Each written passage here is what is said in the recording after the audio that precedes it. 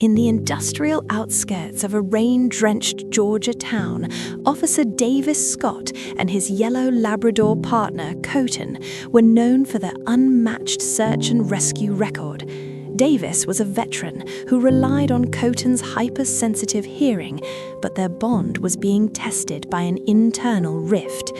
Davis's superior, Captain Vance, was under intense pressure to clear a backlog of cold cases and viewed Davis's distractions with animal rescues as a waste of department resources. The conflict reached a boiling point when Vance explicitly ordered Davis to ignore a series of reported noises coming from a condemned drainage site, claiming it was just mountain runoff. Davis, fueled by Cotin's frantic behavior, chose to defy a direct order. As they reached the rusted grate of a deep storm drain, the curiosity turned to sharp empathy. Below the concrete, a tiny mud-caked puppy was wedged in a narrow bypass pipe, its cries barely audible over the rushing water. The emotional arc shifted to pure fear when Davis realized the runoff wasn't natural. Someone had intentionally opened a floodgate upstream to wash away debris, and the puppy with it. The betrayal ran deep. Davis discovered that the drainage site was being used for illegal waste disposal by a company linked to Captain Vance's family. The flood was a cover-up to scrub the site before an inspection. As the water level rose, Davis had to wedge himself into the narrow shaft, risking his own life while Cotin acted as his anchor above. The suspense peaked when the surge hit, threatening to drown them both. The final relief came not just from the puppy's rescue, but from the sudden arrival of a whistleblower who helped Davis expose the corruption, turning a simple rescue into a massive victory for justice. The freezing water was already up to Davis Scott's chest, and the concrete walls of the drain seemed to be shrinking with every heavy thud of his heart. "Hold, Cotin, hold!" he choked out, his voice echoing flatly against the slime-covered ceiling. Above him, the yellow Labrador had his paws dug into the muddy lip of the manhole, his teeth clamped onto Davis's safety harness with a strength born of pure desperation. The smell of stagnant oil and wet earth was suffocating, but beneath the roar of the rising tide, a tiny, high-pitched scream tore through the dark. It was a sound of absolute terror. The puppy was only 5 feet away, trapped behind a rusted iron screen that had become a cage. The water was swirling around the small creature's neck, and its front paws were scratching frantically at the metal. Davis reached out, his fingers numb and white, but his fingertips only brushed the cold iron. He needed another inch, but the force of the water pushing against his back was like a physical hand trying to shove him deeper into the throat of the mountain. The rain hadn't stopped for 3 days, and the drainage system was screaming under the pressure. Every few seconds, a heavy piece of debris, a branch, a jagged piece of plastic, a chunk of asphalt would slam into Davis's shoulders. He winced as a sharp edge sliced through his uniform, but he didn't pull back. He couldn't. If he let go now, the surge would sweep the puppy into the main line, a labyrinth of pipes from which nothing ever returned alive. Davis looked up at the circle of grey sky far above. He could see Cotin's snout, the dog's nostrils flaring as he sucked in the scent of his partner's fear. Cotin wasn't just a dog, he was a lifeline, but the mud at the edge of the hole was turning into a slick slurry. One wrong move, one shift in the Labrador's weight, and they would both be swallowed by the dark. Davis felt a sudden violent jolt in the water level. It wasn't rising slowly anymore, it was surging. He jammed his boot into a crack in the concrete, using the leverage to lunge forward. His hand finally closed around the puppy's sodden scruff. The animal was so small, so fragile, it felt like holding a handful of wet silk.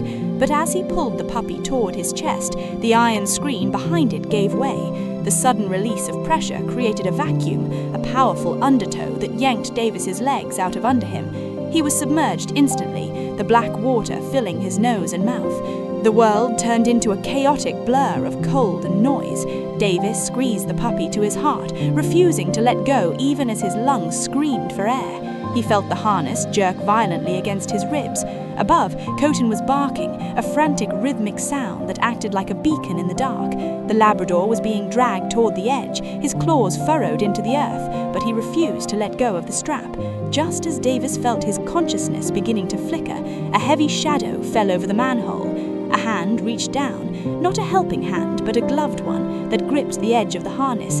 For a second, Davis felt a surge of hope until he looked up through the churning water and saw the face of Captain Vance. The captain wasn't reaching for Davis's hand. He was looking at the bolt that held the winch system to the service truck. His hand moved toward the release lever. If he pulled it, the entire line would go slack, and Davis and the evidence of the illegal runoff would vanish forever. The engine of the service truck hummed in the distance, a mechanical vibration that shook the very walls Davis was clinging to. Vance's eyes were cold, fixed on the manhole with a look of grim calculation. He didn't see a hero or a friend. He saw a problem that was about to be solved by the rain. Davis tried to shout, but he only swallowed more of the bitter metallic water.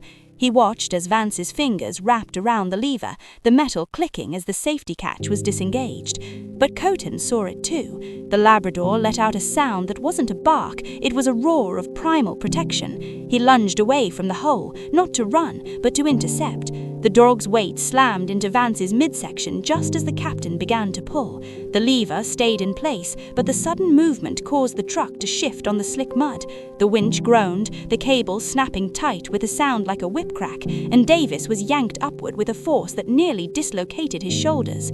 He broke the surface of the water, gasping for air, the puppy still tucked securely under his chin. He scrambled for the ladder, his muscles screaming, and hauled himself out of the hole just as the service truck slid another foot toward the ledge. Davis rolled onto the grass, his chest heaving, his eyes locking onto Vance. The captain was on the ground, struggling to push Cotin off, his face twisted in a mask of shock. The silence that followed was only broken by the whimpering of the puppy in Davis's arms. It was alive. It was shaking, covered in black silt and oil, but its heart was beating against Davis's palm. He looked at the puppy, then at his dog, and then at the man who had just tried to kill them. The rain continued to fall, washing the mud from Davis's badge, but the stain on the department was far deeper than any storm could clean. Davis stood up, his legs shaking, and walked toward the truck. He didn't reach for his gun, he reached for his radio. "Dispatch, this is Scott," he rasped, his voice sounding like it had been dragged over gravel. "I need an immediate internal affairs response at Sector 4 drainage site, and tell them to bring a cage." Vance started to speak, a desperate lie already forming on his lips, but the look in Cotin's eyes silenced him. The Labrador was standing between his partner and the captain, a golden guardian who knew exactly who the real monster was. 10 minutes later, the woods were filled with the glow of a dozen flashlights. It wasn't just the police. The local news crew had followed the tip Davis had sent to a trusted journalist an hour before the shift started. They caught it all on camera, the illegal barrels of chemicals hidden in the brush, the floodgate controls, and the captain being led away in handcuffs. The betrayal was out in the light, and the power switch was final. As the paramedics wrapped Davis in a thermal blanket, one of them reached out to take the puppy. Davis shook his head, pulling the small creature closer. "He stays with me," Davis said firmly. He looked down at Cotin, who was finally sitting still, his tail giving a tired but proud thump against the wet grass. The puppy let out a soft, tiny bark, the sound that finally replaced the echo of the drain. The relief wasn't just about the rescue, it was about the truth. Davis knew his career would never be the same, and the town was in for a massive legal storm. But as he watched the puppy finally close his eyes and fall into a safe sleep, he knew he'd make the same choice 1,000 times over. He climbed into the back of the ambulance, Cotin jumping in beside him, and as the doors closed, the only sound left was the quiet rhythm of 3 survivors breathing in the dark.